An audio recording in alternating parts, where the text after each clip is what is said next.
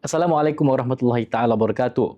Para penonton sekalian, selamat kembali ke rancangan Sir Series Rahsia di Sebalik Mata bersama saya Ustaz Ruk. Para penonton sekalian,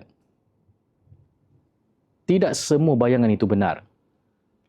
Kadang-kala yang menipu itu bukan datang dari makhluk yang namanya jin. Tetapi kadang-kadang penipuan itu datang daripada makhluk yang bernama manusia. Apa yang dilihat tidak semestinya benar, dan apa yang diluahkan tidak semestinya jujur. Selamat menonton.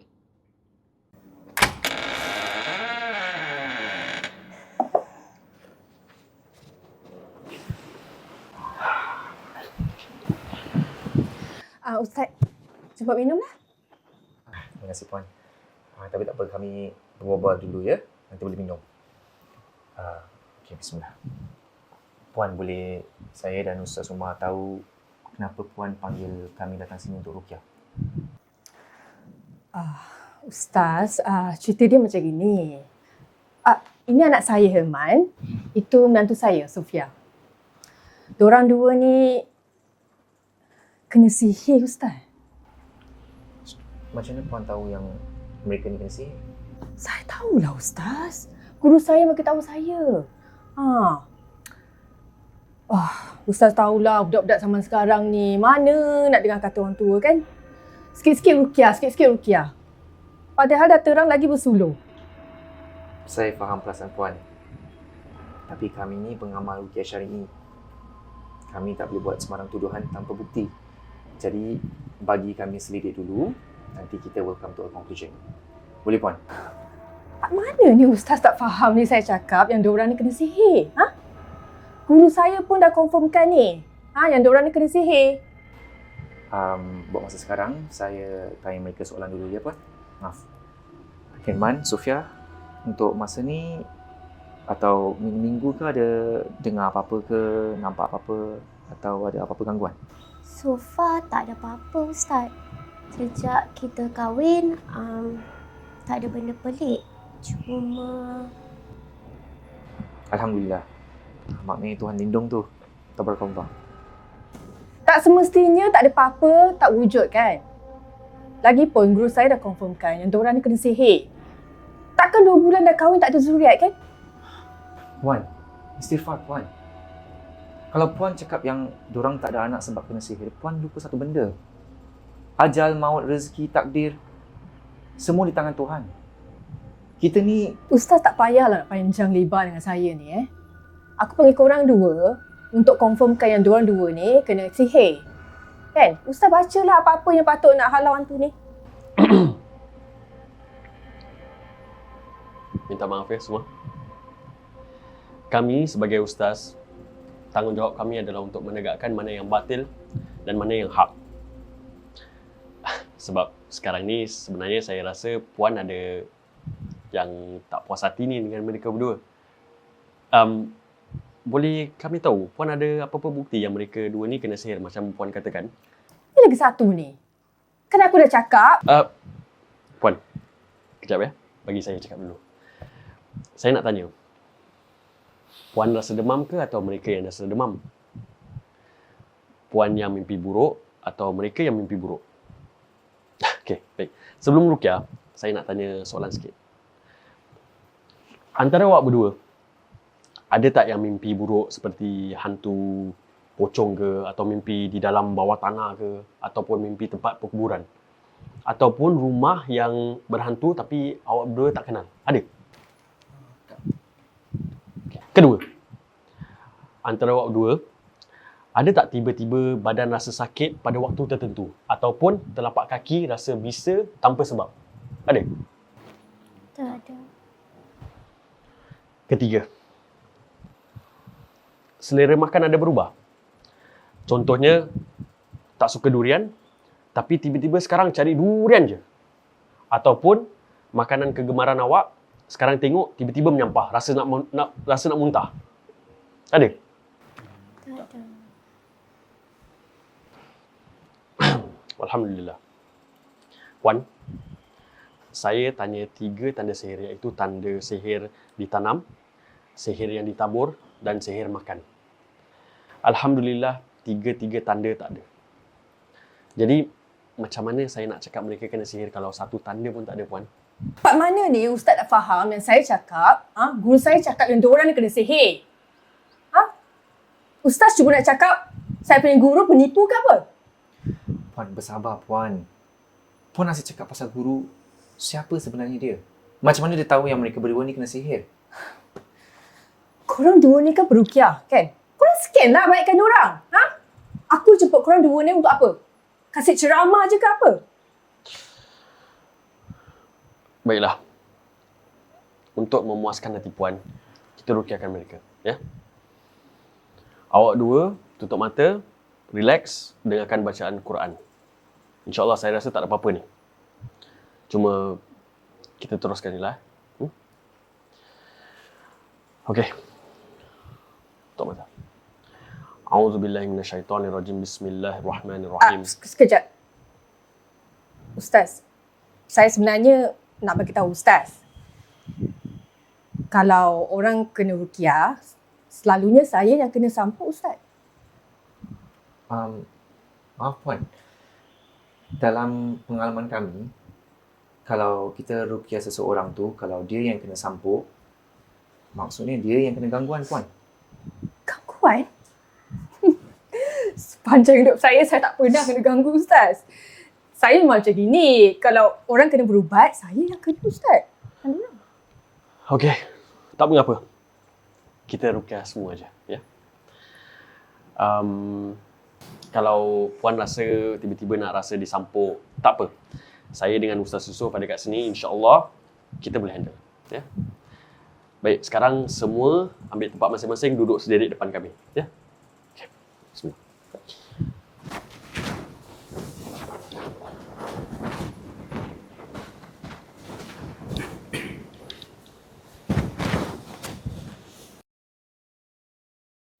Baiklah. Okey, semua tiga-tiga tutup mata, tenangkan fikiran, ya. Saya mulakan sekarang. A'udzubillahi minasyaitonirrajim min hamdihi wa nafthihi wa nafathih. Bismillahilladzi la yadurru ma'asmihi syai'un fil ardi wa la fis sama'i wa huwas samiul alim. Bismillahi arkik.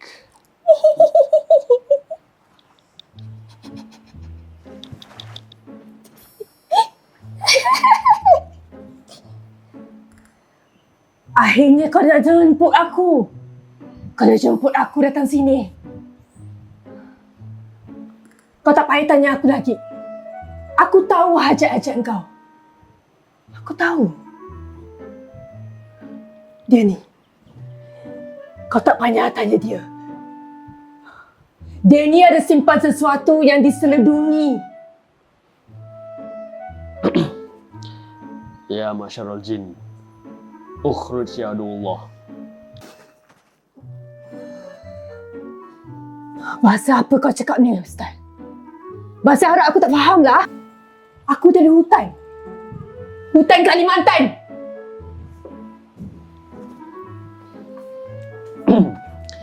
Jin, engkau ni sebenarnya nak apa, ha?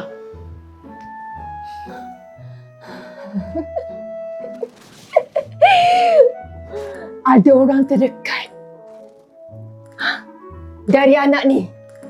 Dia hantar sebuah cincin. Cincin tu adalah sihir. Memastikan supaya diorang tak ada zuriat.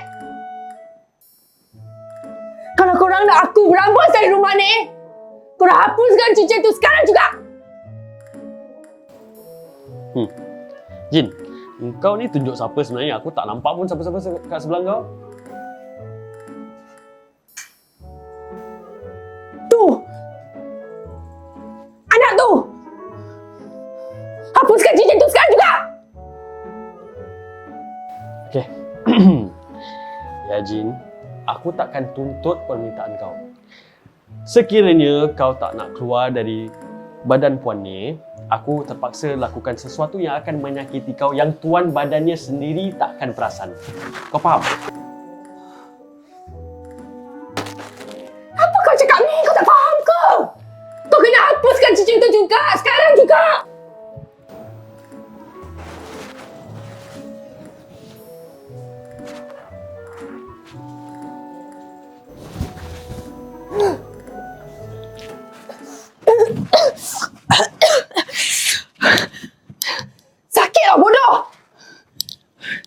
aku.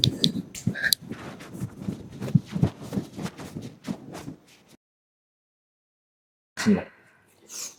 Ada 3 benda yang kita memastikan apabila kita meruqyahkan seseorang.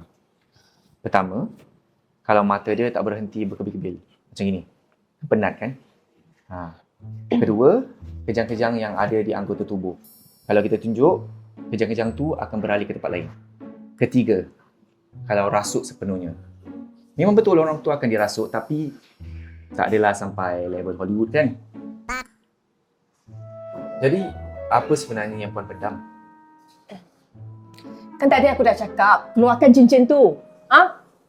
Asal degil sangat ni? Ha? Keluarkan cincin tu sekarang. Sekejap. Puan yang cakap? Bukan jin yang dari Kalimantan yang cakap? Tu tak penting Yang pentingnya, ada sihir dalam cincin tu. Sofia, boleh tak awak keluarkan cincin tu? Saya nak tengok kenapa, pasal apa cincin ni?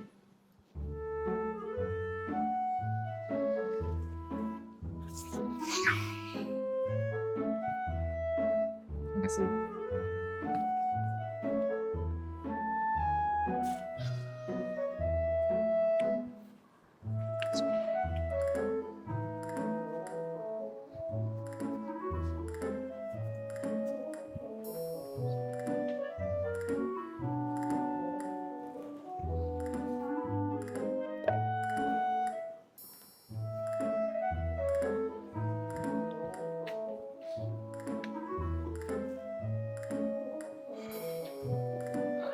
Alhamdulillah, saya dah baca doa pembatalkan sihir dan saya tak nampak apa-apa pun. Jadi, cincin ini apa sebenarnya? Ustaz, sebenarnya cincin tu cincin kepunyaan bapa mertua saya. Cincin favourite dia. Dia bagi kat saya sebab dia bangga saya jadi menantu dia. Tapi saya tak pakai sebab saya ada alergi besi sejak kecil. Sihir lah tu. Sihir. Saya dah cakap sihir kan? Ha? Saya tahu bisan saya hantar sihir ni untuk anak saya ni. Puan, macam mana nak cakap ni sihir kalau orang sana sendiri tak mengakukan apa-apa? Ustaz, orang kalau berak tengah jalan, diorang takkan mengaku kan? Saya cakap sekali lagi. Guru saya yang cakap. Guru saya. Tekaan saya ni tepat, Ustaz. Puan, saya nak tanya tentang pandangan Puan tentang hadis Nabi yang berbunyi man ata arrafan fasa'alahu lam tuqbal lahu salatun arba'ina laila, yang bermaksud man ata arrafan, sesiapa yang berjumpa dengan orang arraf yang tahu tentang hal gaib, yang boleh menilik-melirik tentang siapa hantar sihir ni semua, fasa'alahu, dan bertanya saja kepadanya, lam tuqbal lahu salatun arba'ina laila, maka solatnya tak diterima 40 malam. Apa pandangan Puan? Sebab Puan kata guru Puan tahu siapa yang menghantar sihir. Dia tahu tentang hal gaib. Tak ke bercanggah dengan apa yang saya katakan tentang hadis tu? Jadi Ustaz nak cakap guru saya ni penipu? Yang dia ni kasyaf? Kita boleh tahu ke? Puan, kasyaf ciri-cirinya bukan macam tu. Dia tak semestinya nampak hantu setan aja. Dia macam ni, Puan. Ustaz, kalau korang dua tak boleh tolong aku, tak apa. Tak heran. Demi Allah, aku boleh bayar korang lah walaupun korang tak boleh tolong aku.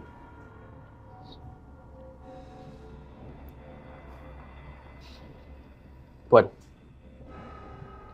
demi Allah juga, kita tak ada niat nak ambil apa-apa bayaran pun daripada Puan. Kalau Puan rasa Puan panggil kita untuk mengiyakan kata-kata guru Puan yang tak ada bukti, minta maaf lah. Kami bukan orangnya. Kami minta izin dulu. Semoga Allah menjaga Puan dan keluarga Puan lah. Ya? Minta maaf kalau kami ada terkasar basa. Assalamualaikum.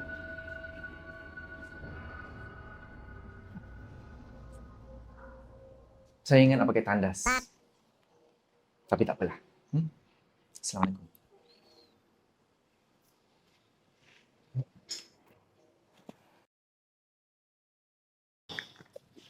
Ustaz. Ustaz. Ustaz. Saya cuma nak minta maaf sebab kelakuan mak saya. Saya tahu kadang, yalah, orang tua kan keras kepala. Tak apalah. Kita sekadar boleh cakap aja. Kita tak boleh berikan hikmah. Mak Herman pun besarkan Herman tanpa mengeluh. Jadi saya harap Herman pun boleh hormati mak sendiri. Ya? Sebaiknya janganlah bergaduh. Angkat tangan, doakan mak. Ya? Terima kasih Ustaz. Saya cuma kecil hati bila mak mentua saya tuduh bapa saya. Saya faham. Cuma tadi mak awak kata yang dia ada guru kan? Boleh kami tahu tak mana kita nak cari guru dia ni? Saya pernah ikut dia, hantar dia pergi tempat tu 1, 2, 3 kali. Kat industrial area gitu. Tak apa. Kami doakan yang awak berdua cepat-cepat dapat zuriat dia. InsyaAllah. Terima kasih. Sekejap. Hello, Assalamualaikum. Waalaikumsalam Ustaz. Ustaz Umar kan? Saya ada emergency ya. Ustaz tahu macam mana nak handle kes saka tak? Assalamualaikum warahmatullahi taala wabarakatuh para penonton Sir Series Rahsia di Sebalik Mata. Seperti biasa bersama saya pada hari ini penaja utama Sir Series Rahsia di Sebalik Mata, Brother Firas daripada Al-Firdaus Travel. Apa khabar Brother Firas? Baik, Alhamdulillah Ustaz. Para penonton sekalian, kalau kita ni dah keluar duit simpan untuk melaksanakan umrah, kita akan berharap semuanya akan berjalan dengan lancar. Tetapi persoalan timbul. Kalau sebaliknya berlaku, perkara-perkara yang tidak lancar lah, perkara-perkara yang mungkin akan timbul yang menimbulkan masalah, yang kita akan dengar sebahagiannya daripada Brother Firas. Nah, kalau perkara itu berlaku, what's in and what's next for Al-Firdaus Travel? Sebenarnya di situlah kerja kami paling penting Ustaz. Bila jemaah jatuh sakit, keliru ataupun tertekan, kami sebagai tim Al-Firdaus, kita tak boleh panik. Betul. Kami kena ada sistem yang jelas dan ini akan membuatkan keputusan yang tenang demi kebaikan jemaah kami. Yalah, kalau tidak nanti panik dan tak lancar kan. Betul, Ustaz. Persoalan di sini ialah, boleh share tak kenapa penting sangat untuk Al-Firdaus Travel untuk mengurus semua ini supaya berjalan dengan lancar? Okey, sebab bila logistik diuruskan dengan baik, jemaah boleh kembali fokus kepada ibadah mereka. Betul? Di Al-Firdaus Travel, banyak kerja sebenarnya berlaku di belakang tabir Ustaz. Supaya jemaah tak terbeban dengan perkara yang bukan urusan mereka lah. Betul. Tabarakallah. Sangat-sangat jelas, sangat-sangat benar. They should go there and just focus on their ibadah. Yes. Baiklah, terima kasih di atas penerangan daripada Brother Firas dari Al-Firdaus Travel. Kepada para penonton Rahsia di Sebalik Mata Series, sila hubungi Al-Firdaus Travel di nombor yang tertera. Jangan lupa hubungi mereka. Ingat, focus on your ibadah, we'll plan the rest. Assalamualaikum.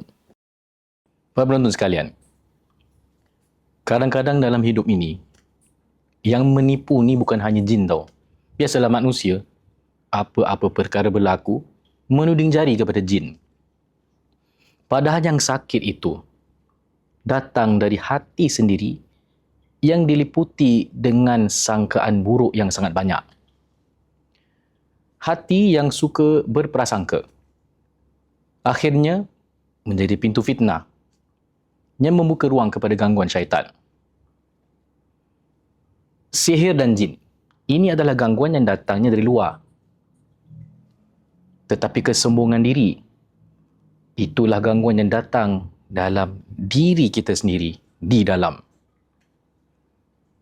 Itulah sebenarnya gangguan yang paling besar untuk pengetahuan anda, para penonton Sir Series.